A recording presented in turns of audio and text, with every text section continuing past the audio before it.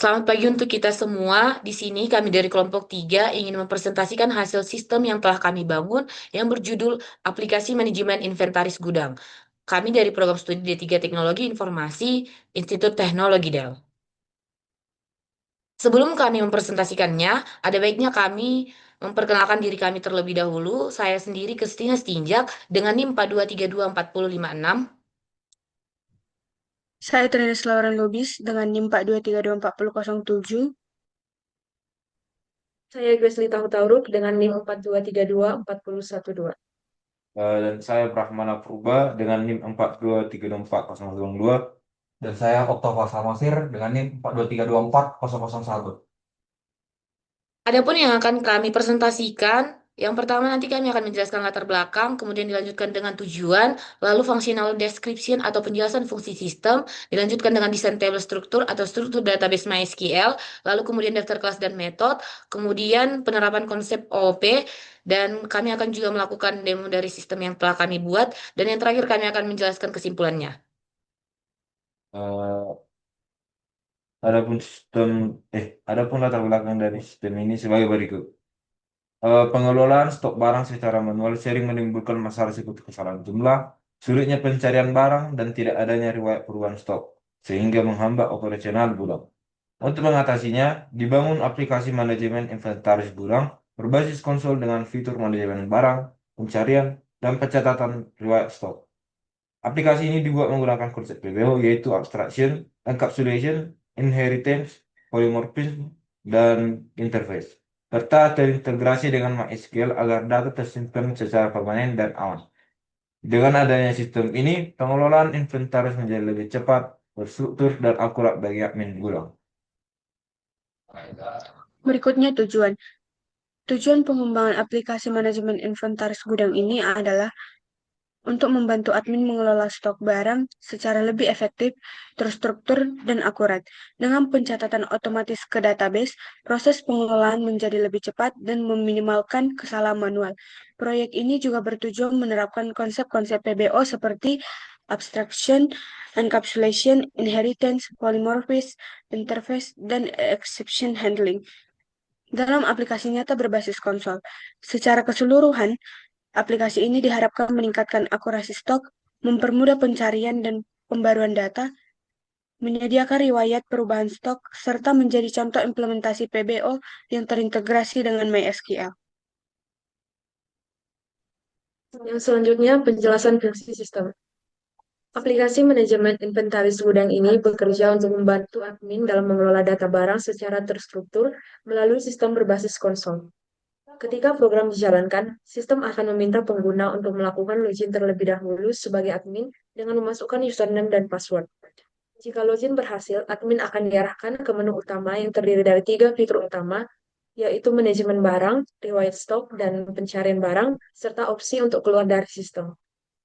Pada menu manajemen barang, admin dapat melakukan proses pengolahan data barang seperti menambah barang baru, mengedit data barang yang sudah ada, menghapus barang berdasarkan ID, serta melihat daftar seluruh barang yang tersimpan dalam database. Menu ini bertanggung jawab terhadap pengelolaan utama inventaris gudang. Selanjutnya, menu riwayat stok digunakan untuk mengelola perubahan jumlah stok barang. Sistem menyediakan fitur penambahan stok, pengurangan stok, serta melihat riwayat transaksi stok yang sudah dilakukan sebelumnya. Setiap perubahan stok akan dicatat secara otomatis ke dalam database agar admin dapat memantau seluruh aktivitas terkait barang. Menu ketiga adalah pencarian barang, yang berfungsi untuk mencari barang berdasarkan nama atau kategori. Fitur ini memudahkan admin menemukan barang tertentu tanpa harus melihat seluruh daftar barang secara manual. Dengan demikian, pencarian data menjadi lebih efisien dan lebih cepat. Kita lanjutkan dengan struktur database pada MySQL. Di sini, sistem kami memiliki 4 tabel. Yang pertama itu tabel users, di mana fungsinya sebagai login admin, di mana tabel users ini memiliki 4 atribut, yaitu ID, username, password, dan role. Tipe datanya meliputi integer, varchar, dan enum dengan primary key yaitu ID. Tabel yang kedua yaitu tabel items, di mana fungsinya sebagai data barang. Kemudian untuk atributnya yaitu terdiri dari ID, name, kategori, stock, dan location dengan tipe data integer dan varchar. Untuk primary key-nya yaitu ID, Kemudian tabel yang ketiga adalah delete items, di mana fungsinya sebagai penyimpanan ID yang dihapus dengan atributnya sendiri yaitu ID, dan tipe datanya integer dengan primary key ID. Dan tabel yang terakhir yaitu tabel stock transaction, di mana fungsinya sebagai riwayat perubahan stok barang dengan atribut sendiri yaitu ID, item ID, quantity, type, date, dan notes dengan tipe data integer, varchar, enum, dan timestamp dengan primary key-nya yaitu ID.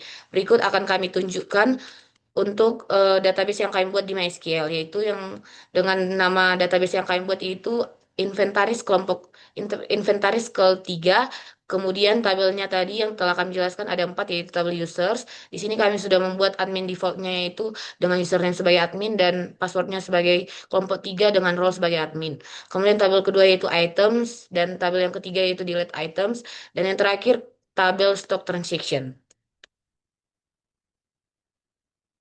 Selanjutnya adalah daftar kelas dan metode. Adapun daftar kelas dan metode sebagai berikut. Yang pertama adalah kelas main up. Berikut adalah tampilan kodenya.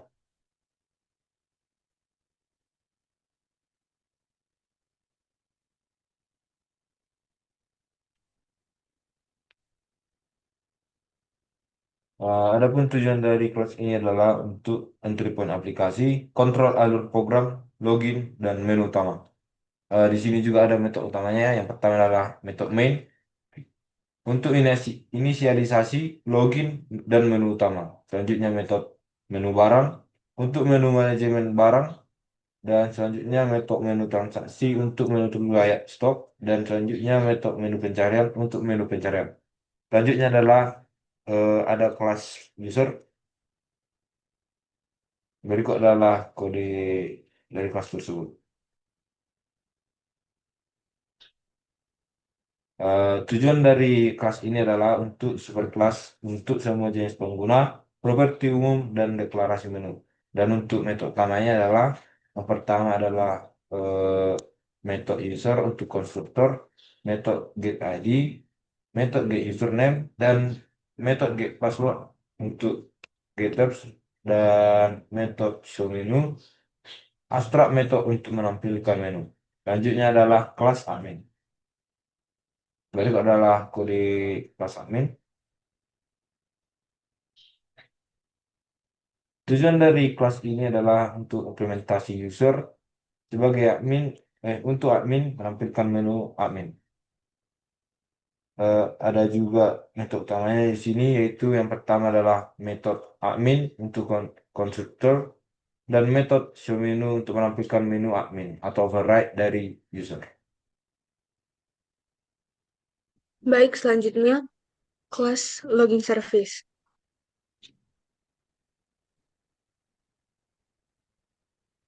Berikut merupakan tampilan dari kode dari kelas login service,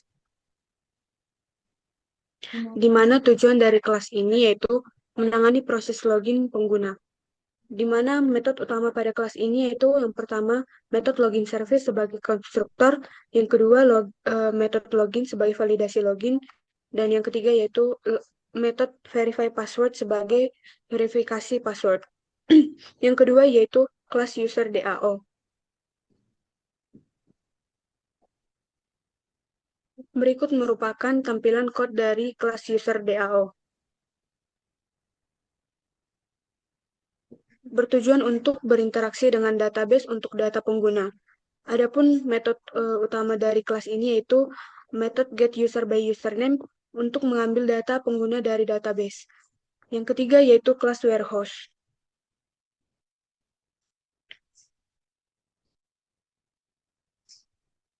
Dan ini merupakan tampilan dari kode dari kelas warehouse.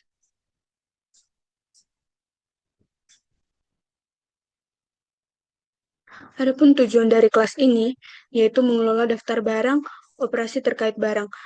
Adapun metode utama pada kelas ini yaitu yang pertama add item sebagai tambah barang, yang kedua update item sebagai update barang, yang ketiga metode delete item sebagai hapus barang, dan yang keempat metode list item sebagai daftar semua barang, dan yang kelima metode add stock sebagai tambah barang.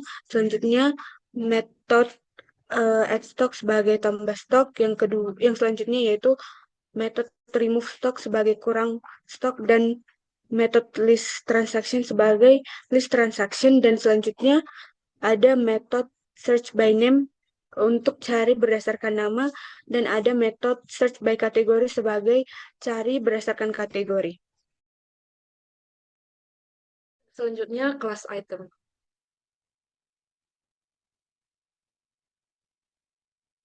Berikut merupakan tampilan kode program dari kelas item. Kelas item bertujuan untuk merepresentasikan entitas barang, menyimpan informasi barang. Dengan metode utama, satu metode item sebagai konstruktor, yang kedua metode get ID, yang ketiga metode get name, yang keempat metode get kategori, yang kelima metode get stock, yang keenam metode get location sebagai getters, yang ketujuh metode set ID, yang kedelapan metode set name, yang kesembilan metode set kategori, yang kesepuluh metode set stock, yang ke-11 metode set location sebagai setter, yang ke-12 metode increase stock sebagai tambah stok, dan yang terakhir metode decrease stock untuk mengurangi stok. Yang kedua yaitu kelas stock transaction. Berikut merupakan tampilan kode program dari kelas stock transaction. Kelas ini bertujuan untuk merepresentasikan riwayat transaksi stok dengan metode utama, metode stock transaction sebagai konstruktor, metode get ID, metode get item ID, metode get quantity, metode get type, metode get data, dan metode get notes sebagai getters.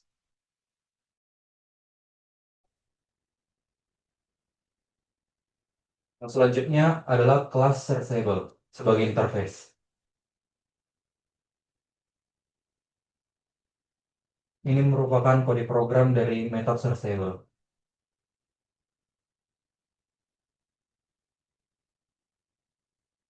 Tujuan. Yang dimana tujuannya untuk mendefinisikan metode pencarian. Yang dimana metode utamanya adalah search by name untuk mencari berdasarkan nama, dan metode search by kategori untuk mencari berdasarkan kategori. Berikutnya ada kelas inventory exception.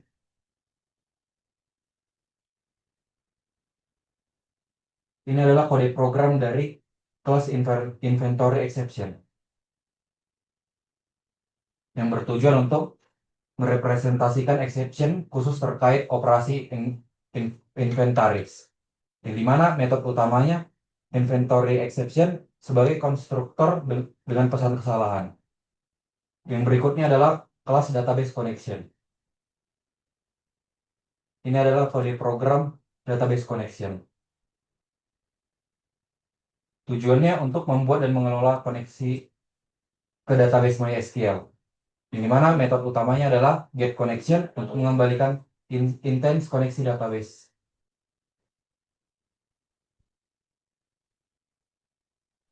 Baik, selanjutnya itu penerapan konsep OOP.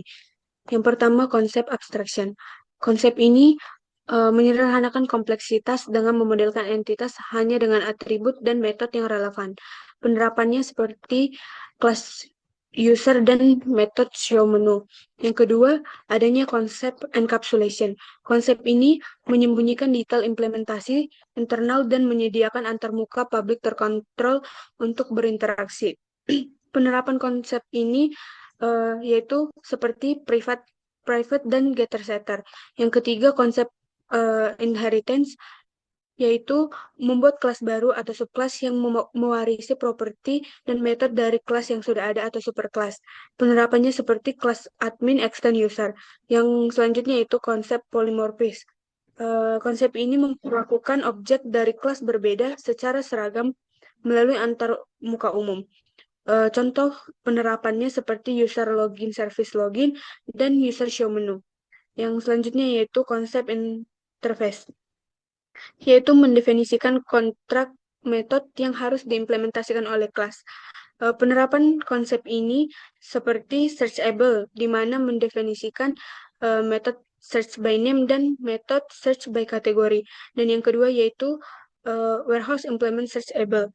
Yang selanjutnya itu konsep exception handling, di mana konsep ini menangani kesalahan dan kondisi tak terduga untuk mencegah program crash dan memberikan umpan balik yang informatif. Contoh dari penerapan konsep ini yaitu try catch dan inventory exception.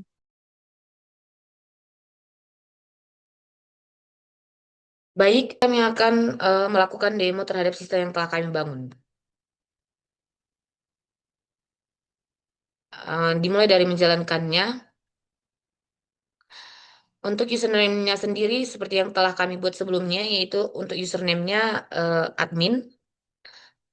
Untuk passwordnya kelompok 3. Ketika admin berhasil login akan muncul menampilkan fitur menu utama yaitu manajemen barang, riwayat stok, dan pencarian barang. Di sini juga kami menambahkan bisa untuk logout. Di sini saya akan menjelaskan fitur utama yaitu manajemen barang. Ketika saya klik satu, maka akan muncul 4 submenu yaitu tambah barang, edit barang, hapus barang, lihat semua barang. Eh, yang pertama saya akan menjelaskan untuk tambah barang. Di sini saya akan mencoba menambahkan barang dengan nama barang yaitu kursi dengan kategori furniture. Lalu stok awalnya saya membuat 20 dengan lokasi gudang B. Di sini sudah muncul barang berhasil ditambahkan dengan ID baru yaitu 2 barang berhasil ditambahkan. Nah, eh, di sini eh, sebelum lanjut ke edit saya mau menampilkan dulu lihat semua barang karena sebelumnya kami untuk mencoba sistem ini kami telah membuat barang yang pertama yaitu di sini sudah ID kedua masuk karena sebelumnya kami telah mencoba dengan menambahkan barang yaitu meja dengan kategori furniture dan stok awal 10 di gudang A. Sekarang kita lanjut dengan submenu kedua yaitu edit barang yaitu saya ingin mengedit ID barang dengan ID 2. Nama baru yang saya buat yaitu bangku. Dengan kategori baru saya tetap membuat furniture. Lalu dengan stok barunya saya membuat tetap 20. Lokasi barunya juga saya buat tetap gudang B. Di sini barang berhasil diupdate. Nah, untuk melihatnya bisa kita lihat dulu lihat semua barang. Di sini sudah berubah dengan nama barang menjadi bangku, kategori furniture, stok awal 20 lalu gudang B. Sekarang kita akan mencoba untuk menghapus barang yang tadi telah kita buat, yaitu untuk submenu 3, yaitu hapus barang. Di sini saya akan menghapus dengan ID 2. Nah, di sini barang berhasil dihapus. Jadi ketika kita lihat 4, lihat semua barang, di situ sudah muncul satu meja. Nah, untuk memastikan di database berhasil berjalan, di sini saya akan select all from items. Di sini sudah terhapus dengan ID 2. Jadi di sini tinggal tersisa satu yaitu ID 1 dengan nama meja, kemudian kategorinya furniture dan stok 10, lalu lokasinya gudang A.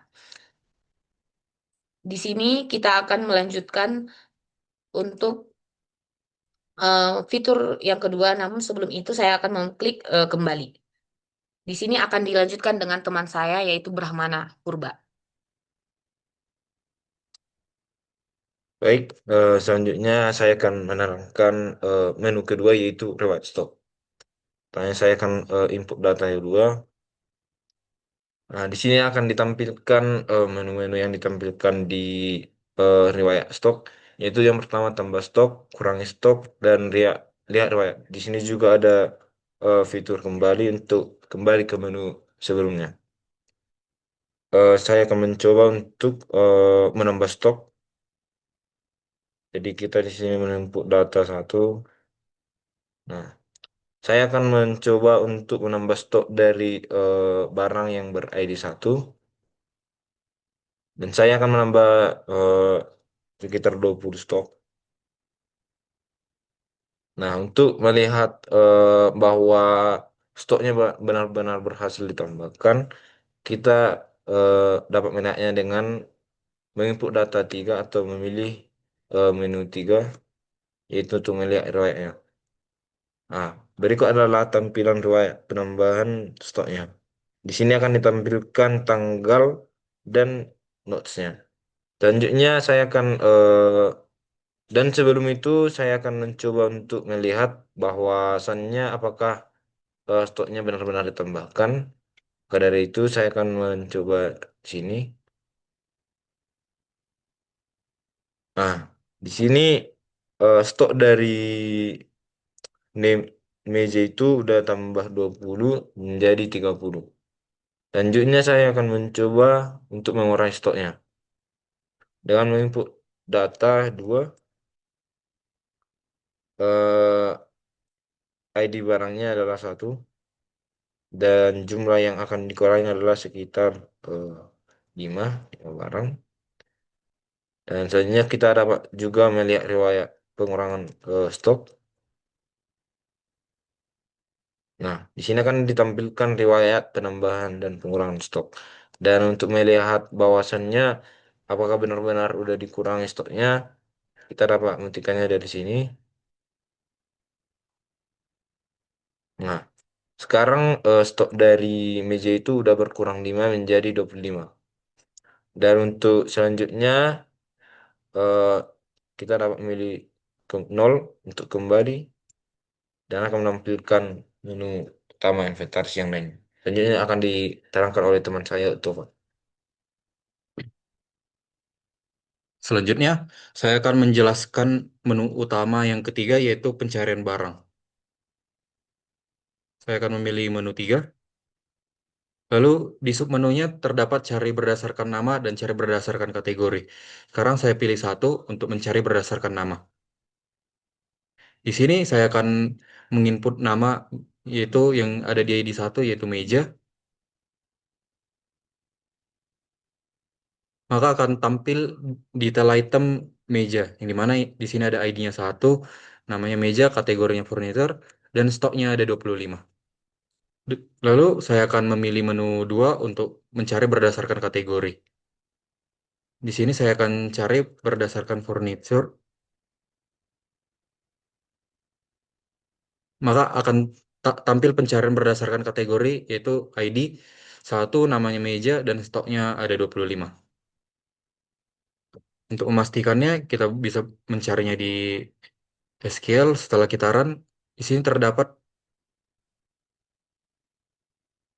item dengan ID 1, namanya adalah meja, kategorinya adalah furniture, stoknya 25, dan locationnya ada di gudang A.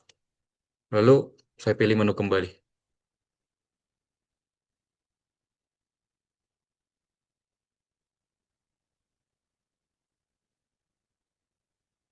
Baik, sekian hasil demo kami. Kemudian di sini kami akan melanjutkannya dengan kesimpulan dari sistem yang telah kami bangun. Selanjutnya, kesimpulan. Sistem manajemen inventaris berbasis konsol ini berhasil dikembangkan sesuai kebutuhan dengan fitur utama seperti manajemen barang, riwayat stok, dan pencarian berdasarkan nama atau kategori. Sistem ini menerapkan konsep OOP, abstraksi, encapsulation, inheritance, polymorphism, dan interface sehingga lebih modular, fleksibel, dan mudah dipelihara. Integrasi dengan MySQL memastikan data tersimpan secara terstruktur, konsisten, dan mudah diakses. Sementara exception handling mencegah program mengalami crash dan memberikan pesan kesalahan yang informatif. Sistem ini menjadi solusi inventaris yang sederhana namun efektif, serta dapat dikembangkan lebih lanjut seperti penambahan laporan atau migrasi ke antarmuka grafis. Baik, sekian dari hasil presentasi yang bisa kami paparkan. Semoga sistem yang telah kami buat dan kami presentasikan bisa bermanfaat untuk kita semua. Terima kasih.